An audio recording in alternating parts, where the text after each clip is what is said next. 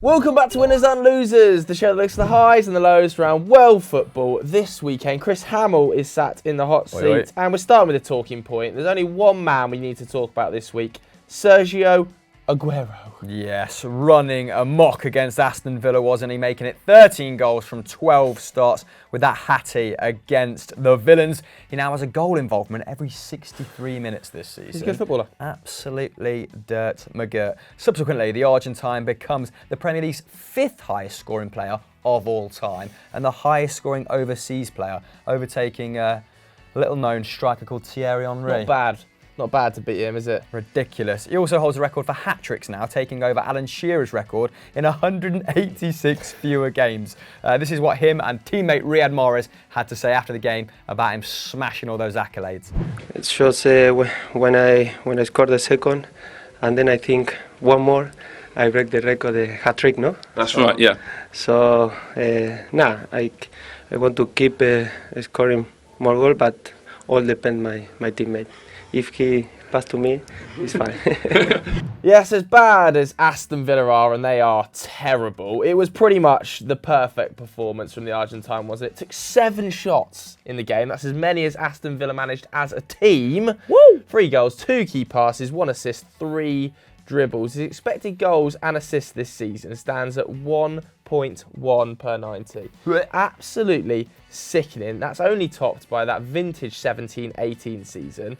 And there was some legitimate debate, I think, on social media this weekend as to whether he is now the greatest Premier League striker of all time. Just because he hasn't scored as many goals as Shearer, I don't think takes him totally out of contention. He stands a very good chance of overtaking Wayne Rooney. 32 goals behind him. And he is only 31 now, 31, so he could do it. Is he the greatest striker of all time in the Premier League for you? Or 223 goal involvements in 255 games. Yeah. And he was really the player, along with David Silva, I guess, that was the catalyst for this City side transforming from, almost winning the title to becoming title-winning regulars. The greatest Premier League striker of all time, perhaps not for me. I still think in the modern era, of course, we didn't take in that much Shearer, did we? No. It's Wayne Rooney, the only striker to post over 200 goals and 100 assists. People forget what a well-rounded player Wayne Rooney was. But in terms of finishing, out and out finishing, the man needs no backlift. He could kill a bull with one of his shots, couldn't he? Just like that first rip-roarer against Villa. One of the most pleasing strikers of the ball to watch of all time. Pretty niche answer to your question, but certainly for me, in a modern era, top 3. Miles better than Harry Kane. Yeah, still slightly behind Rooney for me, but could well overtake him over the coming seasons. But what about you guys? Do you think Sergio Aguero is the greatest striker the Premier League has ever seen? You can vote in the poll right now. The big match this weekend was, of course, Tottenham against Liverpool. We covered it on the Football Social. Thank you very much for joining us. If you did, Anderson Howard has submitted them as our first winners. The Red Men are relentless, aren't they? Oh, good God. Would somebody please stop them? I'm hoping it's going to be Man United when they travel to Anfield next weekend. Please, because they, of course, continued that march on, beating Tottenham 1-0 away from home at the Tottenham Hotspur Stadium yesterday. Actually, it was a Saturday evening game, wasn't it? Which is unusual for such a big tie. But Bobby Firmino scored the only goal in this game. Their 20th win of the season, 14 points clear now of Manchester City, with a game in hand as well, ridiculous. I believe. They're unbeaten in 38. So if you actually put that in context, that's an entire season. Have 61 points already this season. That's the most of any side after 21 games in a single season across all of Europe's Big 5 leagues. The records don't stop there. They've taken 104 points from those 38 games. That's 33 wins and 5 draws. Of course, a record by any team in the Premier League era. They've also kept 6 consecutive clean sheets for the first time since 2006 Liverpool. That defence looking pretty imperious right now. How did City's best start to a Premier League season, City's record, get broken after 2 years? I know, it's frightening, isn't it? It was actually a fairly even contest. They weren't blowing Tottenham out the water as some people had predicted. Tottenham had 14 shots, Liverpool had 13 shots, but I think that lack of Harry Kane really bit Tottenham on the arse, didn't it? Look, the Champions League winners had 7 shots on target. Tottenham had 4. XG had them both at 1.7. It was a pretty tight contest. Jose Mourinho was pretty proud of how his side fared. Very, very close. I think I have only reasons to be sad with the results, but I have only reasons to be happy and proud of what the boys did and tried to do with the situation we have at the time. Yeah, no doubt that smile on his face largely owing to their endeavours in the last half an hour or so, where they really made a spectacle of it. Not so much in the first half, but in the first half, Tanganga clearing one off the line. Japhet Tanganga making his Premier League debut. Only his second senior appearance. I think the only other one he's got to his name is against Colchester in the 3rd round of the League Cup. So what a tie to throw the young man into. A baptism of fire against the most prolific attack in Europe's top 5. And he performed really well. Jose said he included him because of the pace factor, right? Vertonghen on the bench. Vertonghen probably not happy about that. But seeing his performance, can't really disagree with it. 81% pass accuracy, 4 tackles and interceptions. That was the highest for a defender on the pitch. So a very, very good first 90 for that young man. Congratulations to him. Mora also impressed up top with 4 dribbles, playing up top in a 2, wasn't he? With Son, 4 dribbles, 3 key passes and 4 shots. Failed to hit the target though, so could have been a bit more decisive, but plenty of effort from him, I guess. Eriksen. God, that was his final one, wasn't it? Poor The once towel is thrown again. in. I mean, if he is looking for a move in January, it's certainly not showing on the pitch, completing just 20 passes before being subbed off after 70 minutes. And he may have played his final game. Inter still interested. Conte will buy players regardless of how they're playing. He's that confident of turning them around. You say 20 passes there. I was doing some research for an FDPL script the other week, and I found out that, against, who was it? I can't remember. Danny Simpson just completing 6 passes in a game from right back once. I think it was against Man United. Did he play the full 90? When they drew 1-1, when Jamie Vardy broke that record. Just amazed me, just sprung to the top of my mind. Anyway, I digress. As for the visitors, Firmino was their biggest threat. 4 shots, 3 of those on target, 4 key passes, 11 touches inside the box. Predatory, undersells it. Only bettered by Mo Salah's 14 and Gary Neville even, of course, saying after the game that any manager would take him in his current form. The Brazilian now has 5 goals in his last 6 games for Liverpool in all competitions, as many as he had in the previous 30 appearances before this run. Is a streaky player, isn't he? Does go through dry patches, but makes up for it more often But even than not. in his driest of spells, his Still a creativity creator, and link-up play just can't be topped, can it? And his defensive numbers always pretty sound, always dropping extremely deep, pulling players around the pitch, isn't he? Henderson with another solid, if unspectacular shift, 5 tackles, 90 passes with a 93% pass accuracy, and really impressed this season by what he does with other players on the pitch as well. Yeah, I mean, he is a nailed-on starter for England at the Euros, isn't he? Yeah, it's got to be. I mean, we're already light in central midfield, and he is playing out of his skin at the moment, isn't he? Liverpool will look to extend their winning run against Manchester United. Come on, United!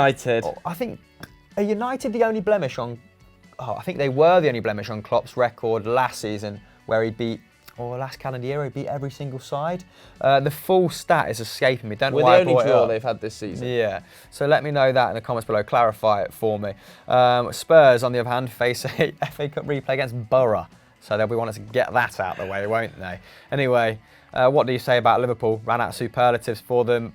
Probably won't include them in any winners and losers for the foreseeable future, because it's getting a bit boring, isn't it? Moving on to our first losers, submitted by Artman Bowie, Leicester City. Yeah, the Foxes' poor recent form continues, Joseph, as they were comfortably beaten, it has to be said, 2-1 by a resurgent Southampton at the King Power, with goals from Armstrong. Hell of a deflection, though. Danny Ings, see that second time he hit the crossbar? Almost broke it in bloody half. And Dennis Pratt. Now, having lost just 2 of their opening 16 games, winning 12 and drawing 2 of them, the Foxes have now tasted defeat in 3 of their last 5 games. Now, fortunately for them, the weaknesses, let's say, of the chasing pack mean that the gap to 5th has only dropped from 13 points to 11, meaning that a 5th top 4 finish in their entire bloody history still looks very likely. Now, they can have no complaints about the result here, despite having 58% possession and 5 shots. Admittedly, 5 of them were on target. That's a pretty good conversion rate. Southampton dwarfed that number with 16, putting 10 on target. I can't remember the last time Leicester conceded 10 on target, probably against City or Liverpool over Christmas when they got absolutely mauled. One positive though, Dennis Pratt's goal means that City have 14 different goal scorers in the league. We had to dig deep to find a silver lining for you there, Leicester City fans. Their best ever season in that regard was 16-17 when 16 different players scored, and they're second only to Liverpool on that front this season. So I suppose we joke, but they will need to spread the goals if anything happens to Vardy. So midfielders need to start chipping in more regularly. Good start for Pratt there. Vardy's assist though was his 21st goal contribution of the season, 17 goals, 4 assists. Bit of an underrated creator, actually. I think in his first 3 seasons of Premier League football, he created around 20 goals, more than Harry Kane in his first 3. Don't quote me on that. Coming soon to FDPL. This has led to calls for an England recall for the 33-year-old, but Rodgers insists he's benefiting from not playing international football. Let's see what B. Rog had to say. There's obviously other possibilities of Marcus Rashford playing through the middle, and then it opens up another slot on the side for whoever's maybe in there for Gareth. So, but I think Jamie's always been clear, and I don't see that changing, to be honest. Southampton also have a man that is on fire, a bit like Jamie Vardy, don't they though? Danny Ings, 10th goal in his last 10 starts. He's on 14 overall, so 3 behind Jamie Vardy. I think he's level with Marcus Rashford and Pierre-Emerick Aubameyang, having an absolutely unbelievable season. He could have had a hat-trick in this game as well. One really good chance he spurned when Soyuncu kind of ballooned it into his chest, and he hit the bar twice as well, didn't he? And he's been pivotal in this run that Hasenhüttl has put them on. 20 points from their last 36 available has seen them shoot up the table from 18th to 12th. Really good to see, because their underlying numbers have been impressive under Hasenhüttl. He kind of rated around the 7th best team in the country right now. Really unfortunate. And they've been very unlucky. So Danny Ings has put them back on course. Stuart Armstrong in this game was excellent as well, playing on the right of a sort of hybrid 4-4-2. 4 tackles and interceptions, 2 dribbles, 2 key passes, 3 shots, and that deflected goal. Got to talk about Danny Ings though, because on the day he had 9 shots, 5 on target. This is his best season in Premier League history, obviously. 40% of his total Premier League goals ever have come in the last 5 months. And he is just 1 goal now behind Jay Rodriguez's Southampton record, which is 15 goals in a single season. So he'll probably eclipse that and has to go to the Euros if this form continues, especially if Jamie Vardy's not going to be in the squad. We're talking about Vardy. What about his counterpart in this game getting an unlikely call-up? I mean, I think it's going to be Kane, Abraham, Ings as the front as the strikers in that England squad, and I'd be surprised if Vardy came out of retirement for it, given that I don't think things ended very well between him and Southgate. 33 now as well. 4 of the top 5 goal scorers in the Premier League English as well. So Southgate has a fair few players to pick from. Who should go to the Euros though? Let us know in the comments below. Right, we wanted to put Watford as our final winners, but we had them on last week. And, you know, Chelsea got a clean sheet, so we went with Kamel Welch's suggestion of the Blues. What happened? And we are going to talk about that Watford-Bournemouth game as part of our losers section, fairly obviously, aren't we? We're lined it in. Chelsea beat Burnley 3-0 fairly comfortably at Stamford Bridge. 19-year-old Callum Hudson-Odoi scoring his first Premier League goal ever after signing that, of course, bumper £100,000 a week contract. I have to say, I had a bet pre-season with Jalab as to who would score more goals, Hudson-Odoi or Mason Greenwood this season, and I am feeling fairly confident. I also had a bet with Dave Jackson that Danny Welbeck wouldn't score 10 goals. And I'm confident of winning that bad boy. Dave, that is very poor, isn't it? Look, it wasn't a foregone conclusion, because Chelsea have struggled at home against the deep block. We've seen it against Bournemouth, we've seen it against Southampton. Obviously, Burnley were going to deploy it here, but despite that VAR decision early doors going against Burnley, from then on in, Chelsea were pretty confident, weren't they? And Jorginho's excellent season really has continued. I think people thought that he was a Sarri boy at heart and might see a little bit of a drop-off post-Sarri, but I actually think he's got better under Lampard than he was under Sarri. Scored again in this game, obviously great from the penalty spot. That's his highest goal-scoring season since he was at Verona in 13-14. And I want to talk about Tammy Abraham, because we talk about England strikers having great seasons. He is right up there, isn't he? He's now scored 13 goals for the Blues this term. Obviously, 1 behind Marcus Rashford, 4 behind Jamie Vardy, 1 behind Danny Ings as well. A little bit of context, Nick Pope definitely should have saved it. Yeah. horrible bit of goalkeeping, and there were some question marks over whether he pushed James Tarkowski in the build-up. It looked like he kind of did, I think. Would have been a little bit soft, shove. but he had 4 shots in this game, an XG of 0.7. Really, really impressive. Callum Hudson-Odoi as well, I mentioned him at the start, has now been involved in 11 goals in 13 starts at home in all competitions so far this season. So Lampard experiences something of an upturn after a pretty dodgy festive period, Hamill. Yeah, I mean, going into this game, Burnley had only beaten Chelsea once in their last 11 appearances, so the signs were ominous from the off. Dyche's men also without a win in 3 and hadn't scored a first half Premier League goal in 9 matches. Pretty ugly stuff. So unsurprising to see them comprehensively outshot 18-7, registering only 3 efforts on target to the home side's 8 and ceding 68% possession to Lampard's men in the process. So from open play, didn't really stand a chance. But from corners, they were threatening. From set pieces, all of Burnley's 4 shots inside the box came from corner situations, in fact. They're only averaging 6.2 shots from open play this season. Yeah. 19th in the league for this metric. And set plays have been a real problem for Frank Lampard's Chelsea. It's something he's talked about numerous times in press conferences, and I'm sure Chelsea fans at home are begging him to sort it out because it's a massive issue. Yeah, so a collision of 2 worlds there, a side totally dependent on set pieces and one that can't defend them. And Burnley, could have had one in this game. I think it was Ben Mee's header that was cleared off the line, wasn't it? If we're going to dig out a silver lining, though, for Burnley fans in this game, Dwight McNeil continues to impress as a creator, completed 5 dribbles in this game. That was a match high, 3 more than Willian, who was pretty impressive for Chelsea. From a defensive perspective, I suppose Tarkowski was pretty decent, 5 tackles, 4 clearances. Is he due a move to a better club, or is that time kind of escaping him now? We'll probably see over the next couple of windows as Burnley continue to struggle. And despite his efforts, Burnley are now conceding the 7th most shots in the league on 13.3 per 90, whilst taking the 4th least amount of shots on 10. And while this sounds pretty grim, it's actually a marked improvement from last season, where they were shipping 17.2 a game, the worst in the league, which you don't associate. Yeah. You don't associate with Burnley. On average, and only taking 9.5 in return. So they've actually, managed to breach that gap a little bit. But like you just intimated there, they do concede quite a lot of shots because they are willing to just try and block them inside the box. Yeah. They're willing to invite pressure, knowing that their penalty box is going to be pretty darn busy. Both their centre-backs had the highest amount of blocks of any centre-backs in the league last season. So golden stat. Didn't even plan that, didn't even rehearse that, just came organically. This was a pretty free shot for them as well, because they've only collected 1 point from teams in the top half of the table this season. 1 solitary point. Draw with Wolves back in August. Not playing a bottom half side though until January 25th. I think they have Leicester and Manchester United next, so it could get a lot worse before it gets marginally better for Burnley. Let's move on to our final loser.